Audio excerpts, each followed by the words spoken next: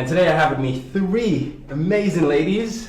I've got Bianca Clendenin as my co-host here. I've got the amazing Asha Boston, and she is a documented, well-known documentarian and journalist whose work has been featured in the NBA.com as well as Teen Vogue. I also have Ranisha Bing, who is an Emmy Award-winning journalist who covers a lot of work for millennial women under 30, as well as her own website called Her Agenda. Welcome to the show. Thanks for having us. Thank you. So I'll just get right into it. You know, we are talking about the identity of black women here, and one of the things that affects identity is how stereotypes play out in the world. And stereotypes for black women have generally fallen in three categories. You know, you've got the mammy, Jezebel, and the angry black woman. I was wondering if you two could talk about, you know, some context behind that and maybe explain to the audience about what really is behind these stereotypes. Sure. Well, I can start it off. The three stereotypes, to break them down. The mammy is more of the subservient black woman who is of a larger size and always happy to cater to the needs of everyone else besides her family. The angry black woman is the black woman who's enraged about any and everything and just ready to let you know what's on her mind at any given moment. She's hard to reason with, she's hard to talk to. And then finally you have the Jezebel, which is the overly sexualized black woman that really just comes to persuade everyone with her body and her sensuality, and that's really all there is to her. And do you have any thoughts on that? I was curious. I would just say that the biggest issue with these stereotypes is the fact that they dominate the narrative for black women on television. And so women, of course, especially black women, are multidimensional. We have multiple parts of ourselves. And so these images constantly dominate the screen through reality TV and through the images that get the most likes on Instagram and things like that. And so what that does is it impacts not only how we see ourselves, but also how society sees us and how society ultimately treats us. And then ultimately what opportunities and resources are available to us, which then it trickles down into the workplace too. So then it impacts what type of promotions we are considered for, what people think of us when they're thinking of, can she lead? Can she be the CEO? And so a lot of people try to dismiss it and say it's only TV, it doesn't matter. We have a choice in terms of what we can look at, what we can view. But when certain images dominate the mainstream, then you can't really fight back against that because it really dictates what happens and what people think. So you're saying representation plays a big role in the identity of the black woman? It's a huge thing in terms of identity, representation, access to opportunity, all of it. It's all connected. So some might be listening and thinking, well, how can I combat that? How can I fix that? What can I do in my world to make sure that black women are accurately represented? What would you say? Well, I would say that it's hard to fix, you know, because they have been around for so long. Every time I think about stereotypes of black women, I kind of think like, which came first, the chicken or the egg? You know, it's one of those things that you can't get to the bottom of. But what we can do is add stories to the media, you know, of real representations of women that we know. Like, for instance, one of my projects is called the Dinner Table Documentary, and this documentary / movement aimed to create safe spaces for women of color to share their truth. And so in the documentary form, we showcase stories of young millennial women who are doing amazing things. We have Ranisha in there, and we have a friend of mine named Arnell Nonen. She sings Korean pop music and she's black, like just doing amazing things that you don't normally see us doing on television. And I think the more we can spread narratives like that, the less hard it will become for us to dominate in spaces like at work, because it's not just thinking like, oh, we can't talk to this black girl about this thing because she might be angry. It's like, no, you can actually reason with her because she's human and she's multidimensional. And it's why we celebrate so much when we see women like Serena Williams thriving in the world of tennis, which is someplace where we weren't allowed before. Not that we couldn't, but we weren't allowed. And now that we're allowed, we're on top. And then women like Michelle Obama, there's a ton of features that are coming out now with her. I love Essence Magazine just put out a spread with her and Barack. It's gorgeous. And it just shows women who are brilliant. And beautiful and just the best at what they do, and you don't see that enough. And I think another way to combat that, in addition, I think there's a lot of content creators out there making content that matters, content that fills that invisible middle. So I wrote a story one time on a report that came out about what black women think about the images that they see in media. And so a lot of the respondents said that they felt that the images were overwhelmingly negative, but what was missing was that invisible middle. Like Asha said, like black girls who are just doing normal things. Black girls living their lives without talking about being black per se, just like being normal. And that's why I really love, like, Issa Rae has a show coming out on HBO called Insecure. But it started because she was able to create content herself on the web and develop the following through Awkward Black Girl. And I think that needs to happen more. We need more black women in the decision-making positions too. So that helps by exposure to opportunity for black women and girls at the bottom level, like access to internships and things like that would allow them to move up the pipeline to eventually become the president of ABC Entertainment, which currently that's a black woman. You know, it's funny. You bring up ABC, and one person that owns ABC, particularly Thursday nights. Yes, I do watch Thursday nights. Is Shonda Rhimes. Right? So Shonda has been in the media a lot because of the show she does and how she depicts black men and black women and sort of weaves in different types of culture. Would you say that that's a way to do it? Because you've got people in the community who say Tyler Perry's one, or maybe not, or you got Spike Lee and then you got Shonda Rhimes. So how do you feel like they should be represented? Because some people say some people perpetuate the stereotypes when they put them, and others say, well, they're just normal people and we're calling that a good show. Well, I think it goes back to having multiple content creators in the space. So while I love Shonda Rhimes, I also love that Shonda Rhimes works with Debbie Allen, you know, and they always kind of reach back and pull someone up. For example, Queen Sugar with Ava DuVernay, the amount of female directors that she's brought into the space and the amount of black women, you know, who work in production, period, that she's brought into the space has been amazing. So I think the more content creators we see, the more we'll be able to balance out that change. Because again, I think that stereotypes will be something hard to get rid of because we're so steeped in culture, but you know, we can use more balance. And the audience needs to demand it too. It's not only on the content creators. The executives are looking at the numbers, and the numbers say that the most popular shows are the ones that are negative.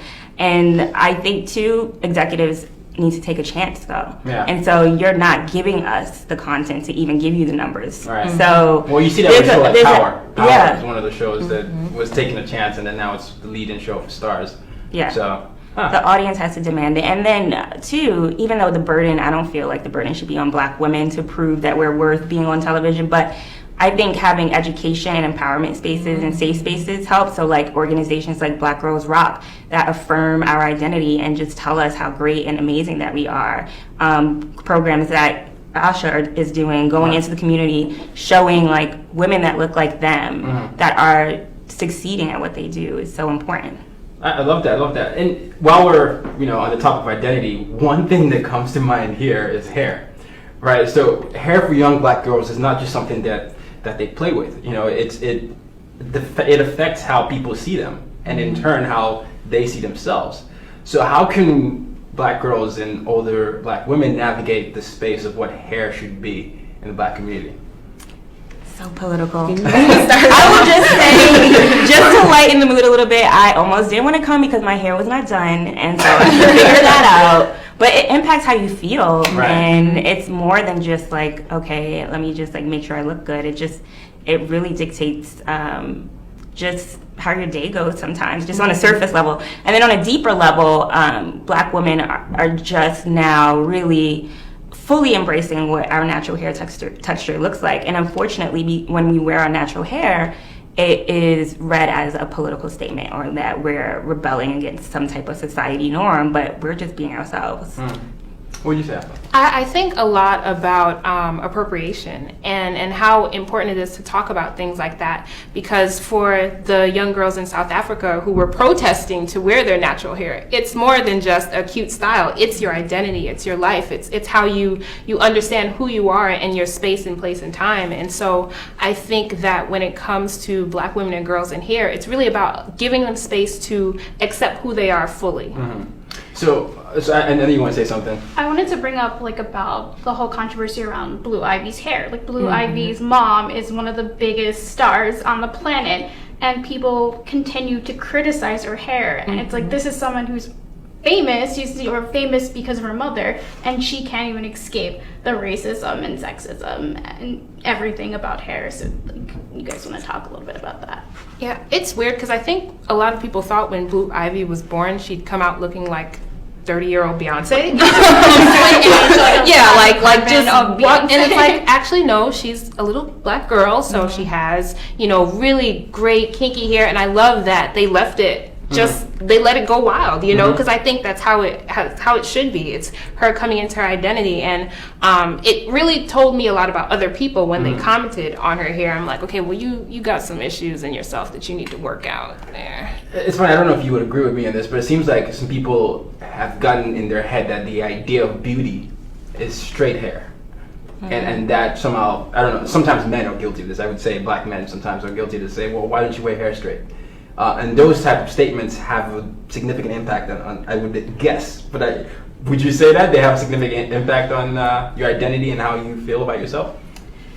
A little bit. I mean, I've been natural now for 5 years, and before I cut all of my hair off, recently I had a huge afro, and it made me think about like when applying for jobs and going to interviews and thinking like, should I straighten my hair because this future employer might not take me seriously because I have an afro, and the idea that you have an afro is like, oh, you're like Angela Davis and you're super radical. And I love Angela Davis and I love feminism, but it's like sometimes just like, no, I got really lazy and grew my hair out, and that's why I have an afro. There was really no political radical reason behind it. And it's sometimes, I think straight hair is pretty. I don't really think that it should always be a radical reason why people should go natural. Right. Everyone should have these choices, and it's better. I think we're starting to become more I think at least within our circles and within like the black community, it's becoming more acceptable to have straight hair or curly hair or kinky hair. But there's still the issues of being like, oh, you don't feel like people don't think you're attractive or professional if you have natural hair. Or they think you spend every weekend in a poetry cafe. Yeah. Like snapping Even if you did. I mean, shouldn't be the stereotype. Exactly.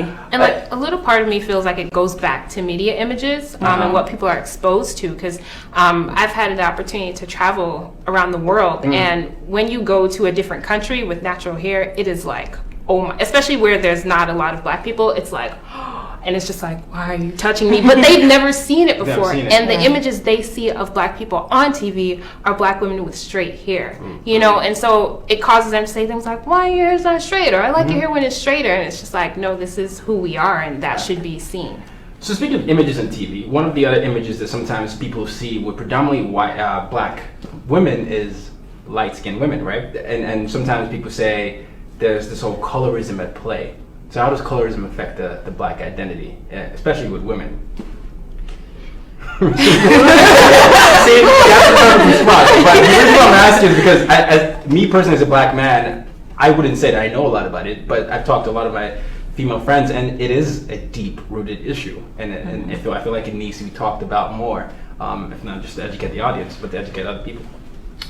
I know for me personally, being a light-skinned woman of color, a black woman, that I've had comments that are very like backhanded, like, oh, you're pretty because you're light-skinned, or they'll talk about my hair, the color of my eyes, and I have a twin brother who has very light eyes, so it's like for men, there's a play there too, but it's different for women. But if you have more white features and you're lighter skin, it's almost like a compliment calling you red bone and all these like outdated terms like mulatto, and it's supposed to like prop you up and think you're special, and it's actually really disgusting and gross.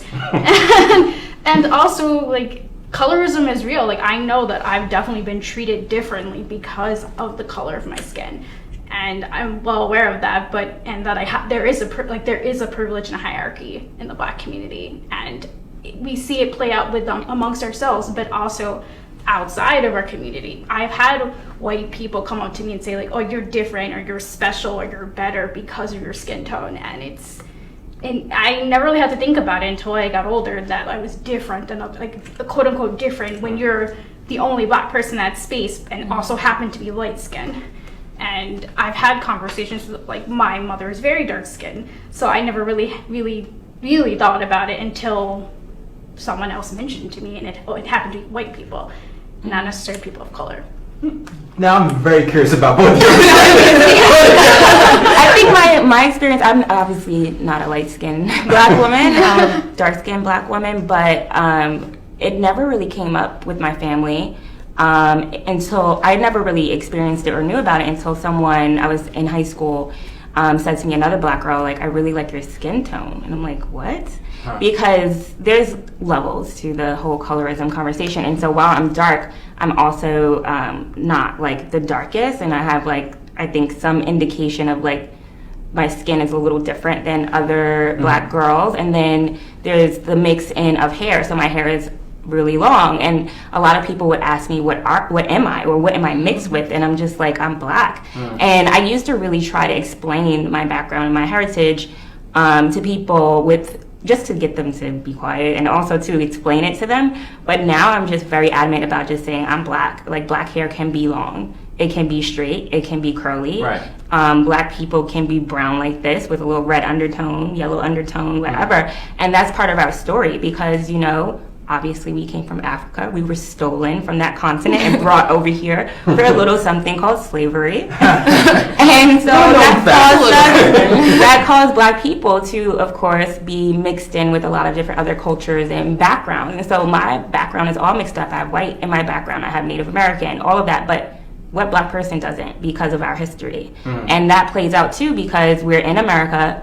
The people who are dominating culture, who dominate decisions, the oppressors are white people. So we look at our standard of beauty against white people. So whatever features that you have that are closer to a white person is deemed as more valuable or better than.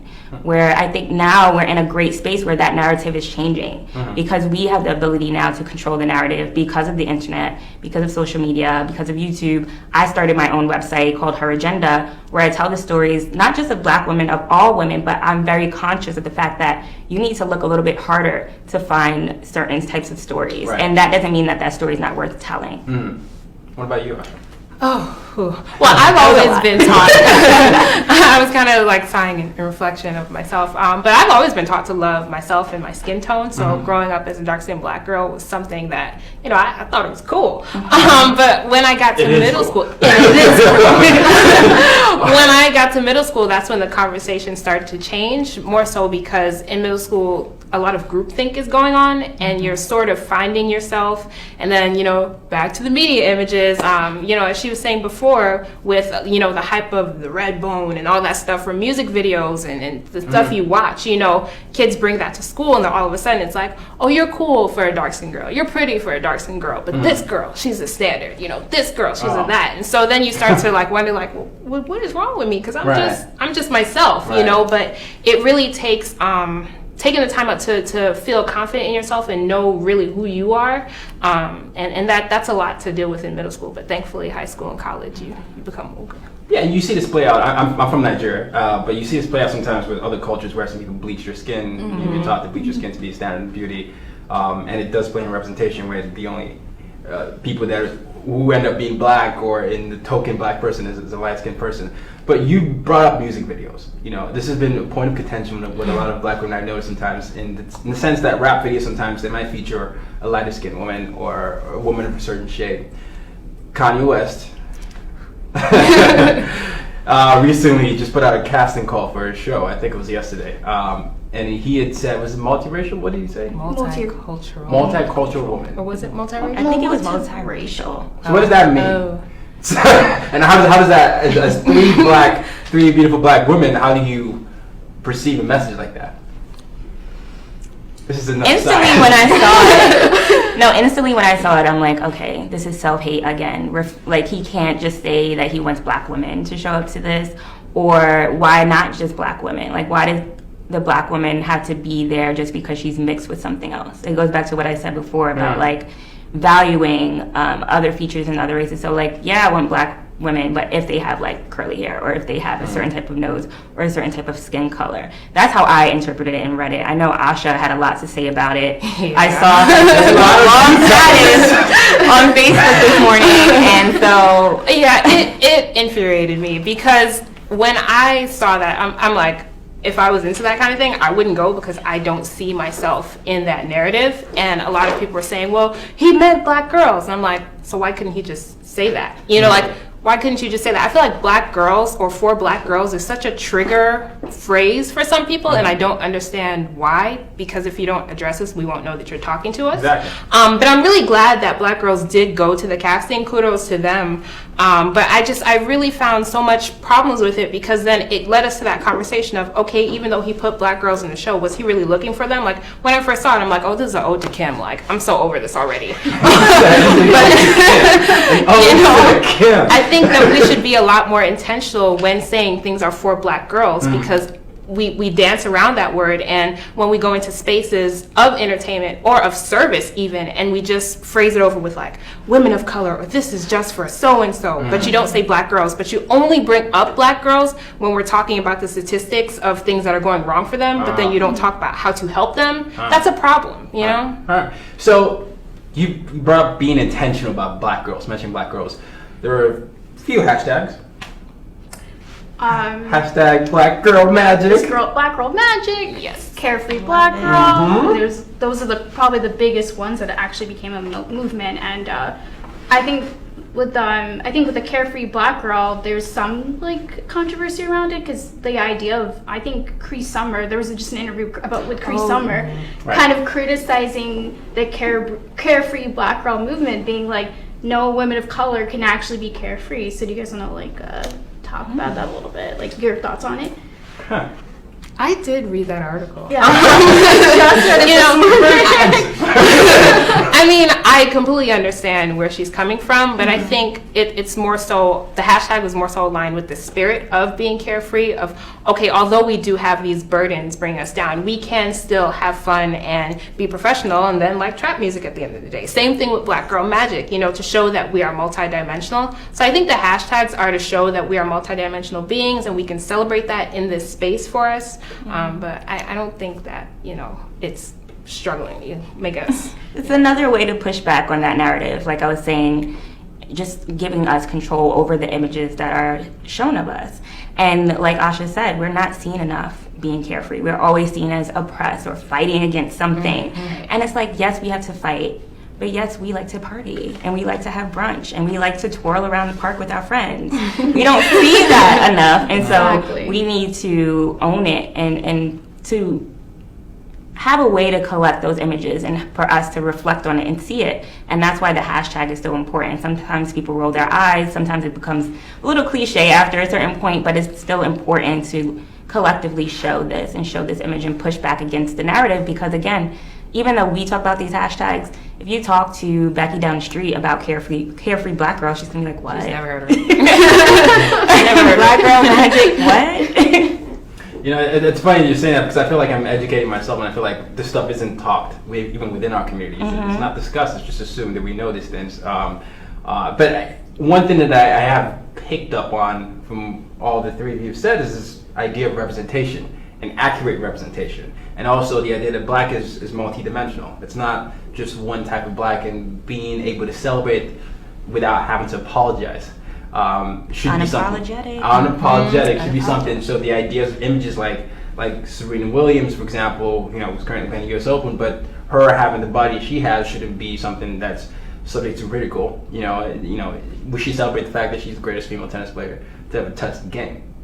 The greatest athlete ever. Period. Not even you don't even need the qualifier. Greatest athlete ever. I will say LeBron James is there, but Serena's there. Being able to celebrate those without having to say, you know what, this is me, and this is who I am, and I'm okay with that. And I love the fact that you ladies are saying that. I know there's some questions in the audience, which we'll take soon, but did you have any point that you wanted to bring up, Bianca? Because I know you're also really, really passionate about this. I feel like we a lot of the things we just talked about were things I would have brought up, like about media and about like color, like all the big topics. I guess I don't know. We should see if we have any questions from the audience. See what they have to say. Oh, also, by the way, as we're waiting for questions, what do you all think? Who do you think sorry, how do you think people should refer to black women when they talk about hair? I feel like a lot of people say kinky's a bad word. Some people say kinky's a good word. What do you feel like that should be said about that? Oh, wow. The reason I brought that up is because I remember I was having a conversation yesterday with a gentleman, and he said he hates when people tell his daughter that she has kinky hair because he feels like that demeans her value. And I didn't know if that was actually a thing. I guess it depends who it's coming from Mhm. and their tone, because Mhm. some things can be very condescending. Like, Mhm. oh girl, that's a nice weave. You haven't like, hold on now. Ah. You know, or someone can genuinely say like, I like your hair, you know. So I guess it depends on who's saying it and what their tone is like. Okay, so I understand. And I'm sure you tend to agree because you're all for the different types of hair. Yeah, and then it also, I think, it's interesting that you chose the word kinky as like him taking offense to it, because it's like, well, why would you take offense to being called, like, someone saying your daughter's hair is kinky? Like, why is that offensive if that is the texture of the hair? I guess, and then the other one is nappy, I guess. Nappy is that seems to have a negative connotation. Yeah. Yeah. So, That yeah, is the negative one. Yeah, I think he Kinky liked it. and nappy, I think, are two different things. So some people confuse both. They don't go into an environment and say nappy. Right. Gotcha. See? Education. Education right here. Do we have any questions? I mean, Amber, shout her out, please, because she's been very vocal this whole time. Amber Gates. Hey, Amber. She's been saying how, you know, we really need to do something about how we're being represented on television. And she goes on to say, when she feels like there's a black celebrity given a movie part that is very stereotypical, instead of that actor or person focusing on the monetary part, they have to deny a certain narrative in order to succumb to that kind of stereotype. Do you have any responses to that? Kind of the films that we're seeing come out with black women, you know, what those roles are, and if there are any out there that kind of are challenging that? Well, ironically, I do these things in my spare time. I was watching a YouTube video with Nia Long, and then I watched an interview with Gabrielle Union, and they were both talking about what it's like for them to accept different roles. And they both said that they don't like accepting boring roles. They don't want to play a monolithic character. I don't think anyone does, you know? So I think in respect to the actors, it's really more so about them expressing art and finding something in a character that they can relate to and bringing that to the forefront. And then I think it goes back to what Ranisha said earlier about the audience supporting films that show multidimensional black women. You know, if people in the higher positions don't see that people support those monetarily, then they won't greenlight those projects to be made, because a lot of people have been pitching different projects for years. Sometimes it can take a movie somewhere between 5 and 15 years to get greenlit, just to get made, you know? So it takes us as consumers being conscious and making an effort to go support these movies so that, you know, the people higher up would know, okay, I hate to bring it down to monetary value, but there's monetary value in that, so we can invest in this. Yeah. You have any thoughts on that? I would just say too, it's hard to really create the narratives that we want at scale because you have to have the resources, right? And so if we're not getting the green light from the executives, then we can't go to friends and family and be like, oh, can I get $50K for this project that I want to make? Right. A lot of the time, white people do have those resources available to them, which is also something that throws it off that we don't really talk about enough. And then I think too, when it comes to black women, period, we represent more than ourselves. And we have to think about, not just when we get an opportunity, it's not just about us, it's about the entire community. Like, you see me, but I represent like all black people and all black women, even when I feel like I shouldn't. And it's a burden that we have. It's a burden and a blessing because we can open the door for someone else. But then also, if we mess up, then it's like, okay, dang, like now we can't have another one.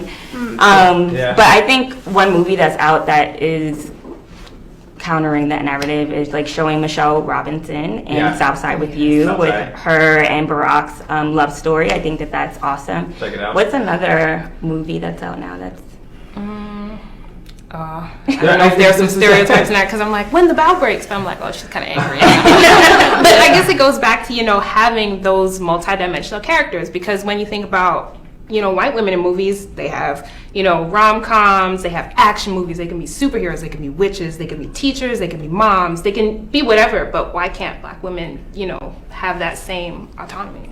And one thing that I love that you said, Ranisha, is just remind me of Maya Angelou's quote, I come forth alone, but I stand as 10,000. And that's the idea that you represent. And a lot of this conversation has been focused on the fact that representation is key. A lot of images that young black girls see, they tend to hold in their subconscious or on purpose in the way they act and the way they see themselves. So it's very important that the women that we portray, especially women of color and black women, recognize that responsibility.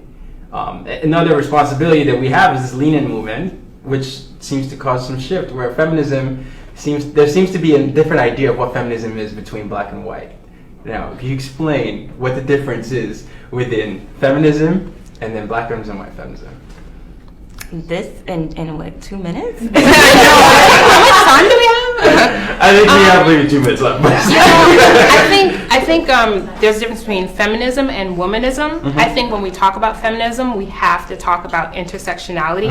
And intersectionality is bringing your different identities into the talk about, women's rights and things of that nature, because a lot of times feminists will talk about things that will not include black women. And so we'll be sitting there like, wait, that doesn't include me, like talking about the pay gap. That's one thing. But then talking about the pay gap when it comes to women of different ethnicities, that's another thing. So if you're not fighting for all of us, then who are you really fighting for? Is this feminism centered around the fight for all women, or is it centered around just you and your friends? Gotcha. I know we would definitely love to dive into this more, but we do have to wrap up. So why don't you ladies tell us where we can find you and find out more about your work? Sure. Well, you can find out about my project, The Dinner Table, through our website, www.thedinnertabledoc.com. That's DOC.com. You can also follow us on social media at Dinner Table Doc on both Twitter and Instagram, and then our Facebook is The Dinner Table Documentary. Manisha. So you can find information about me and my work at heragenda.com. That's heragenda.com.